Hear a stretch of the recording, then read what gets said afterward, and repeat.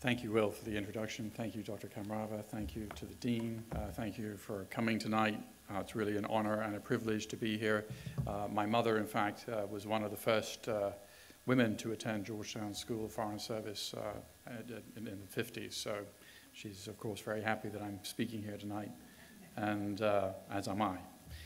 So I was going to talk about 5 different subjects, all of which are somewhat related: Al-Qaeda, terrorism, Afghanistan, Pakistan, the Arab Spring, and the influence of President Obama on some of these issues.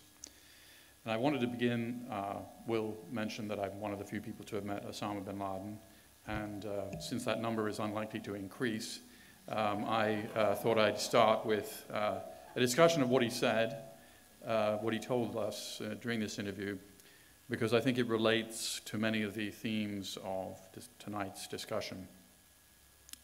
So we met with bin Laden in 1997 in eastern Afghanistan, and it was not an easy thing to arrange. Even at that time, bin Laden was very careful about who he met. They were very concerned: are you agents of the CIA? Will you give us a fair hearing? And all these other questions. And we said yes, and it took a long time to meet with him. But eventually we met with him in the middle of the night in a mud hut in eastern Afghanistan. And everybody in this room knows much more about him than I did at the time. I wasn't even entirely sure what he would look like. And what he said to us was he was declaring war on the United States. And we said, what does that mean? Are you declaring war against American civilians, American soldiers? And he said, really against American soldiers.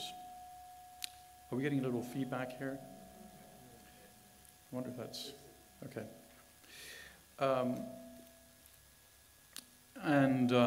We asked him, why are you declaring war against the United States? This was the first time that he declared war against the United States to a Western audience.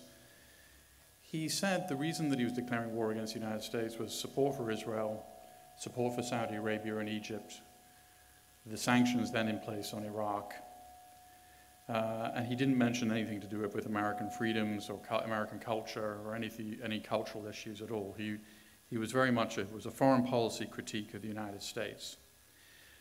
And then he added to that he thought the United States was weak. He said the United States is as weak as the former Soviet Union, which he believed that he and his men had played a central role in defeating in Afghanistan in the 80s. And how did he arrive at the conclusion the United States was weak? He said basically the pullout from Vietnam in the 1970s, the pullout from Beirut in 1983 after the Hezbollah attack on the US Embassy, on the Marine barracks, and then the pullout of Mogadishu in 1993 after the attacks. The 18 American servicemen were killed there during Operation Restore Hope. So his analysis that America was a paper tiger grew out of his understanding of what happened in Vietnam, Beirut, and Somalia. This is important, I think, to understand why 9/11 happened, because 9/11, obviously, there was a point to 9/11. It wasn't just mindless violence. And the point was that we are going to put so much pressure on the United States that the United States will pull out of the Middle East, and the authoritarian regimes in Saudi Arabia and Egypt and other places will fall. And bin Laden believed that that would happen because the United States was weak. And there were people within Al-Qaeda who said, actually, maybe that's not such a smart idea. Maybe attacking the United States will turn out to be something that will not be to our benefit. But bin Laden ran Al-Qaeda very much as he ran it as a dictatorship. And he didn't, it was either his way or no one else really was able to make bin Laden see reason. And so 9/11 happened, and it turned out to be, just as Pearl Harbor was a tactical victory, but a strategic defeat for Imperial Japan in the long run, 9/11 was a major strategic error for Al-Qaeda because, first of all, Al-Qaeda, which of course means the base in Arabic, they lost their base in Afghanistan, which was the best base they ever had. They more or less ran a parallel state in Afghanistan before 9/11. They had, literally thousands of people coming through their training camps, and that was all obliterated in the space of a few weeks. And Al-Qaeda did regroup to some degree in Western Pakistan, but never had an entire country as it did before 9/11. So not only was Al-Qaeda, as a result of 9/11, put under immense pressure, but also bin Laden's principal strategic goal, getting the United States out of the Middle East, quite the reverse happened. Of course, the United States went into Afghanistan, went into Iraq, has massive bases in Qatar and in Kuwait, and in Bahrain, and many other places around the Middle East as a result of 9/11. So the 9/11 attacks were a strategic failure, not only because they didn't achieve the goal that bin Laden wanted, but also because they led eventually to the defeat of Al-Qaeda, and in fact to the death recently of bin Laden himself. Why does that all matter? Well, I think that the death of bin Laden is really almost the end of Al-Qaeda. That the end of Al-Qaeda was already happening before the events of the Arab Spring and before the death of bin Laden, but the events of the Arab Spring and the death of bin Laden have really amplified all the problems that Al-Qaeda had. Al-Qaeda was losing the war of ideas in the Muslim world, not because the United States or the West was winning them, but simply because Al-Qaeda was losing them. And why was Al-Qaeda losing the war of ideas in the Muslim world? I think for 4 reasons. First of all, Al-Qaeda and groups like it positioned themselves as the defender of true Islam. Well, Muslims began to notice that many of Al-Qaeda's victims were in fact Muslims. So, for instance, Al-Qaeda in Iraq probably killed several thousand Iraqis in suicide attacks. Al-Qaeda's affiliate in Indonesia killed mostly Indonesians after the Bali attack, which killed mostly Westerners. Subsequent attacks killed mostly Indonesians. Al-Qaeda in Iraq killed 60 Jordanians attending a wedding in 2005 in Amman. Al-Qaeda killed dozens of Saudi citizens when they began a campaign of violence in May of 2003. So Al-Qaeda clearly was killing Muslim civilians, and this was not impressive. Also, Al-Qaeda and its allied groups we know what they were against, but what are they really for? Bin Laden never proposed a positive vision of the Middle East. He never said, this is my economic plan for the Middle East. Or he never said, this is my plan for, all he basically said was, I want the restoration of the caliphate, which didn't mean the restoration of the Ottoman Empire, obviously. What it meant in practice for bin Laden was Taliban-style theocracies from Indonesia to Morocco. I don't think most Muslims want to live in a Taliban-style theocracy. And of course, Al-Qaeda wasn't doing anything for anybody. I mean, the idea of an Al-Qaeda hospital or an Al-Qaeda school is sort of an oxymoron. And finally, and before I get to the final point, also Al-Qaeda and groups like it have made a world of enemies. So bin Laden has said he's opposed to the United Nations, international media, every government in the Middle East, Russia, China, India, Jews, any Muslim who doesn't precisely share his views, the Shia, etc. And so it's not a winning strategy to add to your enemies. You want to add to your allies. And finally, Al-Qaeda will never engage in conventional politics, or groups like Al-Qaeda. It will not become Hezbollah or Hamas. And in fact, as you probably know, Al-Qaeda has been very critical of Hamas because it engages in conventional politics, because it engages in, it participates in elections. So the death of bin Laden, I think, was really a punctuation point to something that was already happening. And the Arab Spring is, in fact, a much bigger, I think, punctuation point in a sense, because the one thing that was really obvious to anybody who was watching the pictures of the Arab Spring was there wasn't a single person in any of these protests, millions of people, carrying a picture of Osama bin Laden. No one was spouting his virulent anti-Western rhetoric. I didn't see a single American flag burning, which was hitherto so pro forma in many of these protests. And bin Laden's foot soldiers and his ideas were notably absent in the events of the Arab Spring. Now, this caused a real problem for bin Laden because this is the most significant set of events in the Middle East, I think, since the collapse of the Ottoman Empire after World War I, and this was exactly what bin Laden had wanted, regime change in the Middle East, and yet his men and his ideas had no role to play. And we know, we can make the assumption that bin Laden didn't know what to say about this because he had nothing to say about it, which was very interesting because since 9/11 we've had something like 30 videotapes or audio tapes from bin Laden, and he has commented on every issue of any significance in the Muslim world. In 2010 he commented on the floods in Pakistan. Around the same time he commented on the ban of the burqa in France.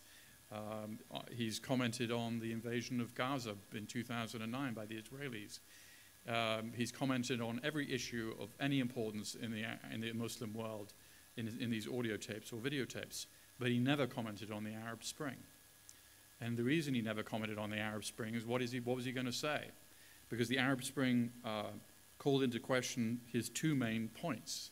One, that the only way you can have change in the Middle East is through violence. And of course in Tunisia and in Egypt, people went out of their ways, the people who led the revolution in Egypt, for instance, were very influenced by the ideas of Gandhi and non-violent ideas as a way of kind of co-opting some of the security services. So bin Laden's two claims, the only way you can have change in the Middle East is through violence, and his second claim, the only way you can have change in the Middle East is through attacking the United States, were completely called into question. And in fact, since bin Laden died, we have found a videotape, the United States found a videotape, which has since been released, where bin Laden did comment on the events in the Middle East, but that was never publicly released by Al-Qaeda, and he really found it very difficult to know what to say about these critical events because Al-Qaeda had played so little role in them. So moving on to the Arab Spring, clearly bin Laden's ideas were notably absent. In Tunisia, as I've mentioned, this was a largely non-violent revolution. In Egypt, there was a self-conscious attempt to avoid violence. Of course, now there is a certain amount of violence more recently, but initially it was a non-violent revolution. In some of the other countries where the Arab Spring has come, we've seen considerable amounts of violence. Of course, most notably in Iraq, most notably in Syria, where we could have a potential Iraqi-like civil war. In Yemen, we've got now, I think you can really say that there are 3 civil wars going on in Yemen right now. There's the kind of separatist movement in the south, there's the Houthi rebellion in the north, there's the war against the central government, and Al-Qaeda, of course, is opportunistically going to try and play a role in some of this in Yemen. And in fact, Yemen is one place where I think Al-Qaeda may be able to kind of hang on in some significant way. If you look at what's happening in Abayan in southern Yemen, Al-Qaeda and groups like it are controlling a fairly large amount of territory. And Yemen is quite similar to Afghanistan in many ways. First of all, it's an ideal place to wage guerrilla warfare. It's very mountainous, it's very tribal. And at the end of the day, of course, Al-Qaeda is an Arab organization. Yemen is an Arab country. Bin Laden himself, his family come from Hadramaut in southern Yemen. And I think that Al-Qaeda will remain a problem in Yemen going forward. Yemen, of course, is the poorest country in the Arab world. It's running out of water. It's running out of oil. It has serious problems. In Libya, the Libyan Islamic Fighting Group, which was the Al-Qaeda affiliate, as you know, signed a peace deal with the Gaddafi government and basically said that it was going to lay down its arms. Part of that deal was that it would reject Al-Qaeda, which it did, and I think that even though there's been some speculation that Al-Qaeda will try and insert itself in Libya, I don't think there's any evidence of that so far. How will this all play out in the future? I think the monarchies in the Arab world will be able to hang on because for every monarchy there is a way out of there is a way to transform yourself from an absolute monarchy to a constitutional monarchy. There are no constitutional dictatorships. If you're a dictator, you either are a dictator or you're not. And so I think the monarchies in the Middle East, for a variety of reasons, are going to be able to weather the Arab Spring fairly well. Some monarchies obviously enjoy considerable amounts of oil, which allows them to essentially co-opt their populations. For instance, Saudi Arabia recently announced that it was going to spend $70 billion on low-cost housing. Other of the monarchies enjoy legitimacy for one reason or another. The Jordanian monarchy claims descent from the Prophet. The Moroccan monarchy claims descent from the Prophet. The Saudi monarchy is the defender of the two holy places. And also they enjoy a certain amount of legitimacy based on the fact that they are not recent forms of political institutions. So for instance, the Saudi monarchy has been around in one shape or form since the 18th century. The Qatari monarchy, as you know, has been around since the early 19th century. And so for all these reasons, I think the constitutional monarchies are quite possible going forward in the Middle East. By contrast, in Yemen, Libya, and Syria, these are relatively recent dictatorships. They haven't delivered anything to their populations. They don't have they can't claim any kind of religious authority. They have relatively little oil, or in some cases none. The role of the military will be key in all these countries. In Tunisia, the military didn't fire on the crowds, which was essential to the revolution. In Egypt, the SCAF, the Supreme Command, the armed forces, obviously basically threw Mubarak overboard in order to essentially preserve the regime. I mean, in Egypt, the army is the regime. It's the 10th largest military in the world. I'm reminded I was in Romania after the Romanian Revolution, and one thing that was very interesting about the Romanian Revolution, it looked like a popular revolution, which it was, but it was quickly co-opted by people that realized that if they could get rid of Ceausescu, that they could kind of continue running the country. And so the question in Egypt is, how will this play out in terms of the SCAF? Will they hold on to a significant amount of power? They have, for instance, continued to press for keeping the military budget a secret. And it's not clear to me, how this will play out.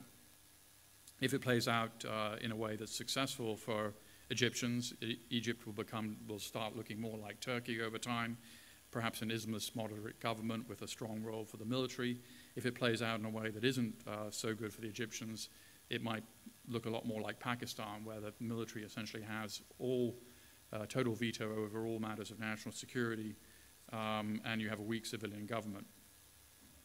Who are the losers in all this? I think Israel is obviously one of the big losers. Turkey withdrew its ambassador. Egypt ended the Gaza blockade. An Egyptian mob attacked the Israeli embassy. Israel can no longer claim that it's the only democracy in the Middle East. As governments come up that are more reflective of their populations, I think they're going to take a much more hostile view of relations with Israel. I think another big loser in all this is Iran. They're about to lose their key Syrian ally. They're about to lose their land link to Hezbollah in Lebanon. And also their claim that they're the only revolutionary state in the Middle East since 1979 is also now gone. I think the United States is not a winner in all this, in a sense. As governments more reflect their populations, these are very anti-American populations. I think that we'll see a change in people's relationship to the United States. And of course, Al-Qaeda is a big loser in all this for the reasons that I just mentioned. What does this mean for terrorism? Al-Qaeda in Yemen, I think, is obviously going to be a problem going forward. You may recall that on Christmas Day 2009, a Nigerian recruited by Al-Qaeda in the Arabian Peninsula tried to blow up an American jet flying over Detroit with a plastic explosive bomb in his underwear. Very interestingly, that exact plan had been, you may recall that Prince Mohammed bin Nayef was the subject of a very serious assassination attempt 6 months before. Well, the bomb maker who built that bomb recruited his brother to be the would-be assassin of Prince Mohammed bin Nayef. And this was almost a dry run for the attempt on Northwest Flight 253 because the bomb went off. It basically killed the bomber. Prince Nayef was very lucky to survive. And then several months later, the same bomb maker recruited the Nigerian. And if Northwest Flight 253 had blown up over Detroit, obviously that would have been a very big deal. It would not have been 9/11, but I think it would have dealt a crippling blow to the Obama presidency, because it doesn't matter if you're Republican or Democrat. If a plane with 300 Americans blows up essentially on live TV, over a major American city, it's going to be politically impossible to recover.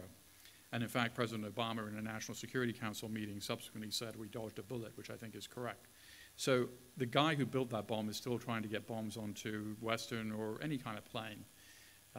You may recall that in October of 2010, he tried to, he built 2 bombs that went on cargo planes, one of which was found in Dubai and the other one was found in the UK. They were destined for Chicago. The idea was to blow up these cargo planes over the Atlantic.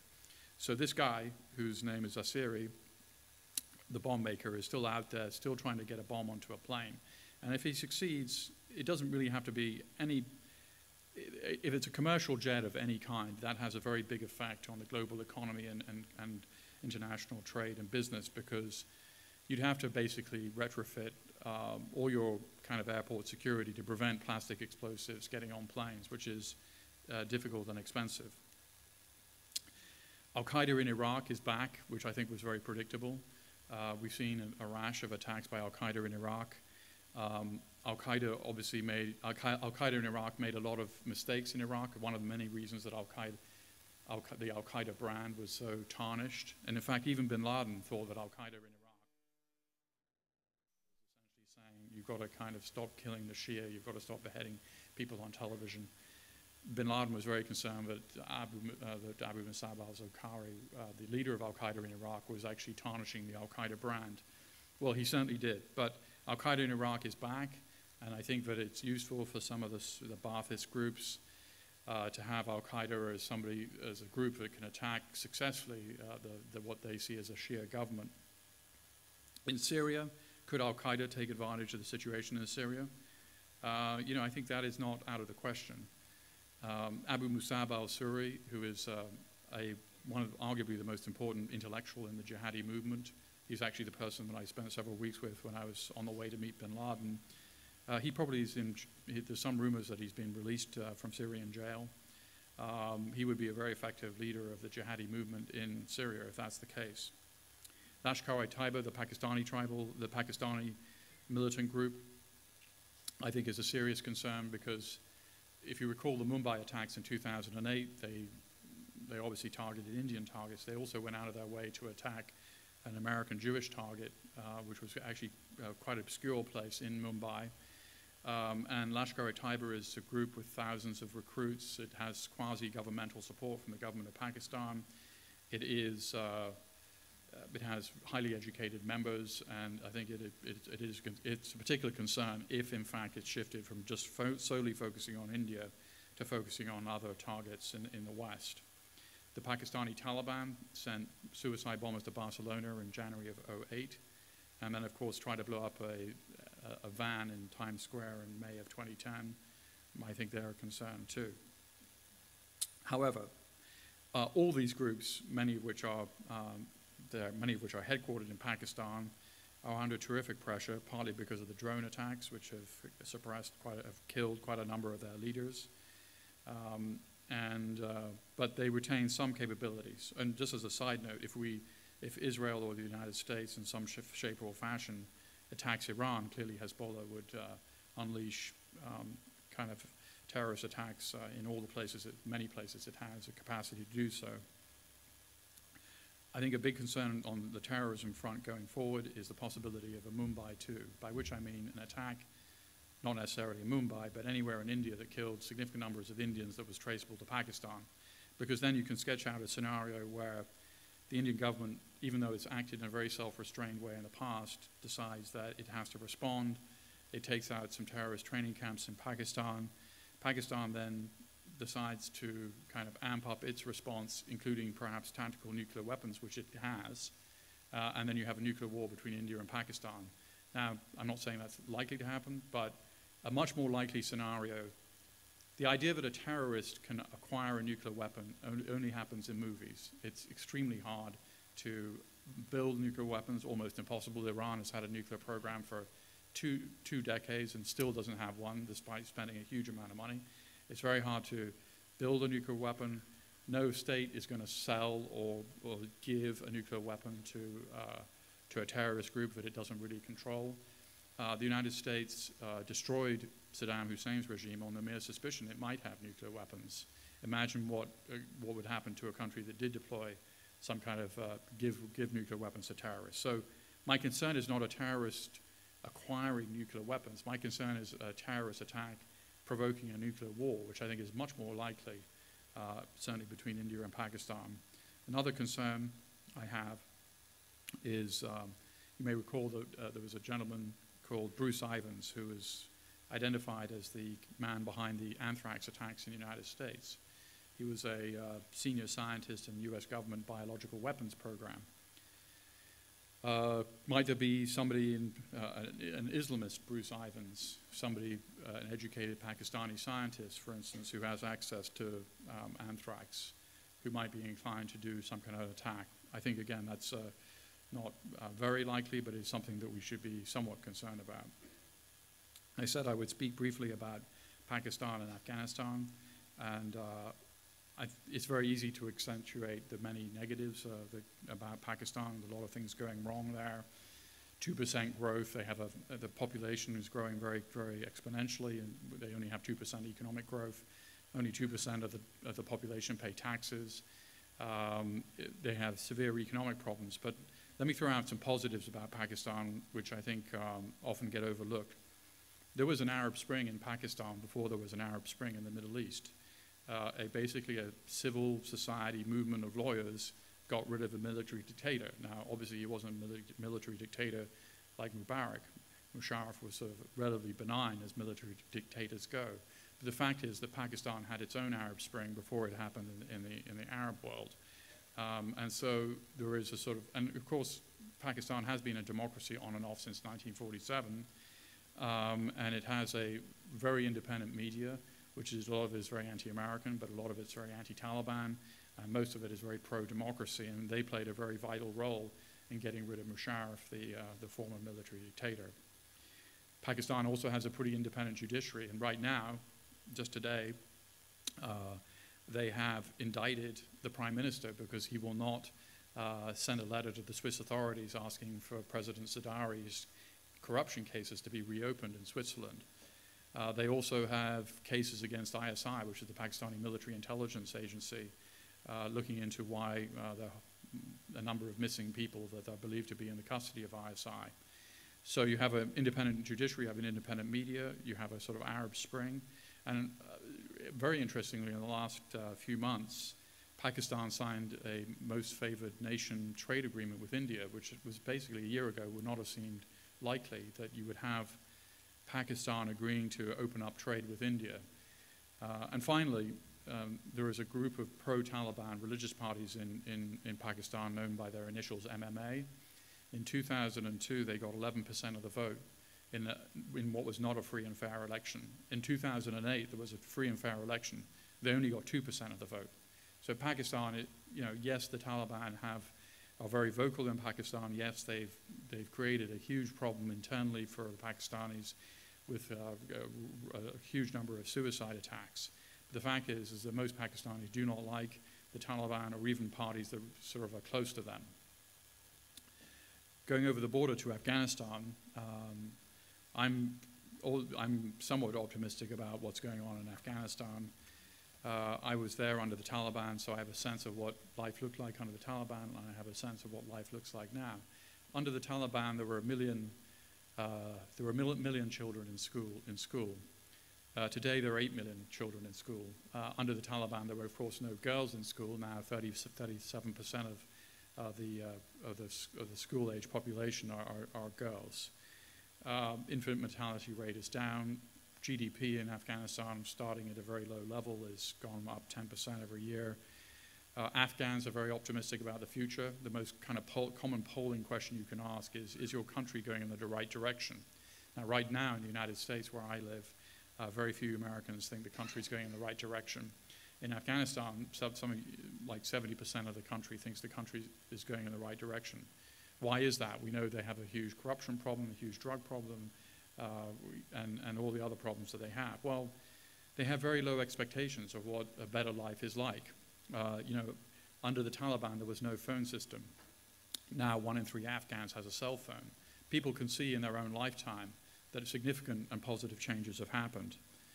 Now, there are some big problems coming up in the future.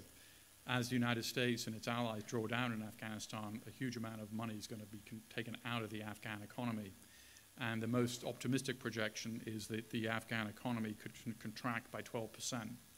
That's the same amount of contraction that happened in the United States during the Great Depression. So you could have a very serious economic crisis in Afghanistan. Then, of course, you have 2014 when US and NATO pulls out. And it's still not exactly clear what the future is going to hold in terms of what long-term presence the United States might have, or NATO in general. Qatar, of course, is the scene of where the Taliban will have this office, and they will be doing their negotiations for peace.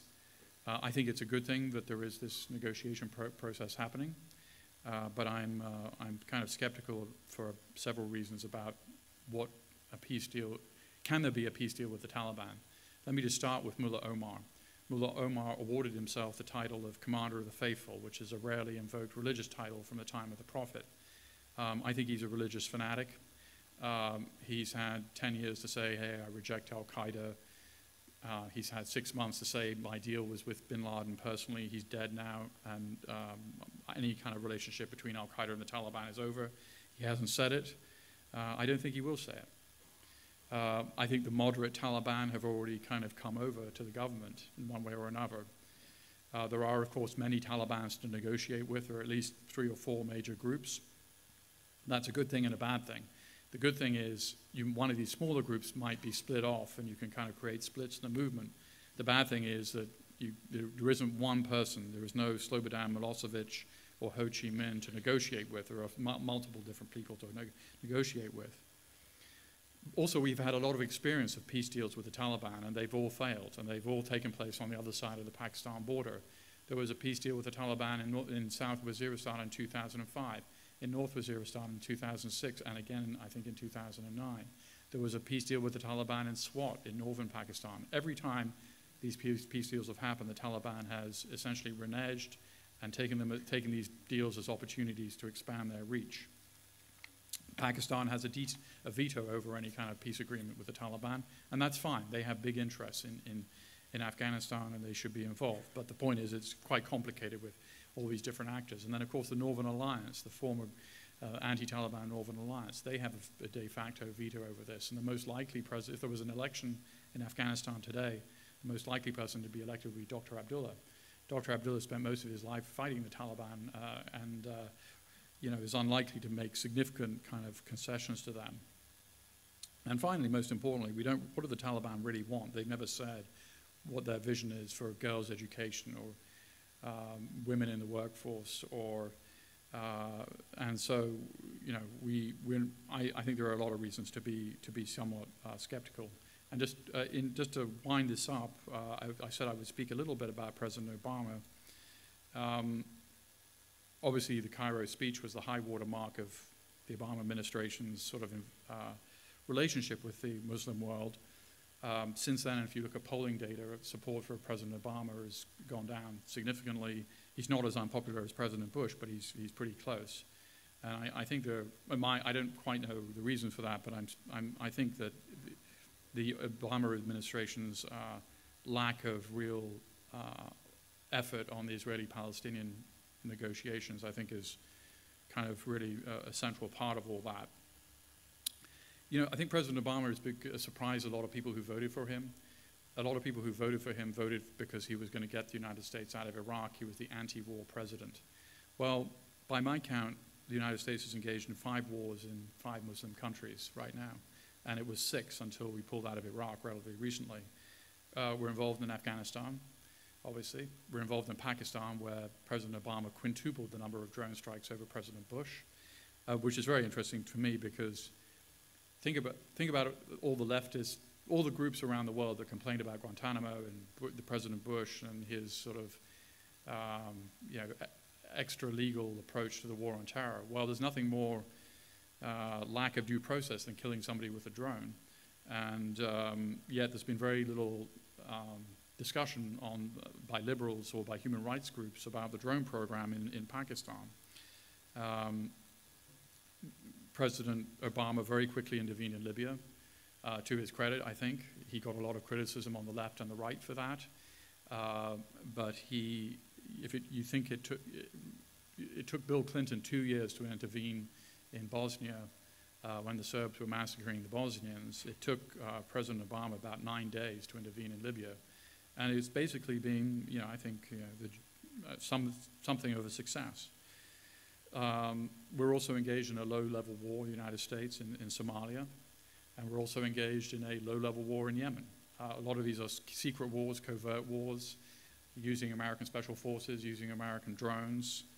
But the fact is that the anti-war president has proven to be pretty, tough.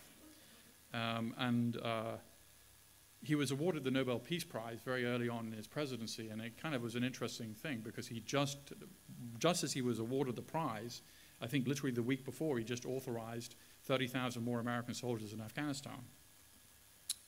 And so the speech that he gave at Oslo when he accepted the prize, I think was a very useful way of understanding what he thinks. And he said, first of all, he praised Gandhi and Martin Luther King for nonviolence, and then he said a nonviolent movement could not have halted Hitler's armies. Negotiations cannot convince Al-Qaeda to lay down its arms. And so I think that is President Obama, that represents his...